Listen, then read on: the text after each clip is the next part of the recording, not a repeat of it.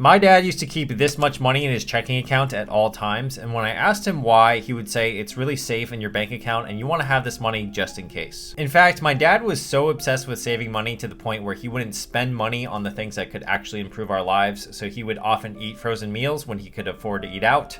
We would leave the heater off in the winter, and he sacrificed a lot of his own comfort and experiences in order to hoard more money. He grew up very poor during a war-torn time in China, and he never wanted to go through that again, nor did he want his family to.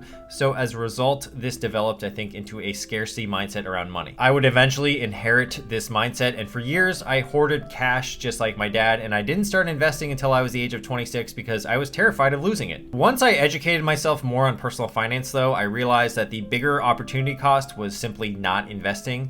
So I had to shift my mindset to abundance, and that's something still that I work on to this day. I decided to keep 6 months of my expenses in cash as my emergency fund, but everything else I would invest into the market. And that felt really scary at first, but over time that money has grown in ways that cash sitting in a bank account just could never do that. So when I looked at the data, I realized that the market on average returns 8 to 10% per year since 1926, and I've learned to really trust that data. This is my favorite chart ever. It shows the results of the last 20 years investing $2,000 a year with 4 different types of investing styles. The first 3 investors invested in stocks while the last one kept it in cash, and the worst performer here is of course the person who stayed in cash. He or she only had 64K at the end of 20 years, while all the others ended up with at least 140K. So let me know if you have a scarcity mindset as well, and if you do, make sure you don't make the same mistake that I did, which was leave all your money in cash. Make sure to put it to work, especially after you've established your emergency fund.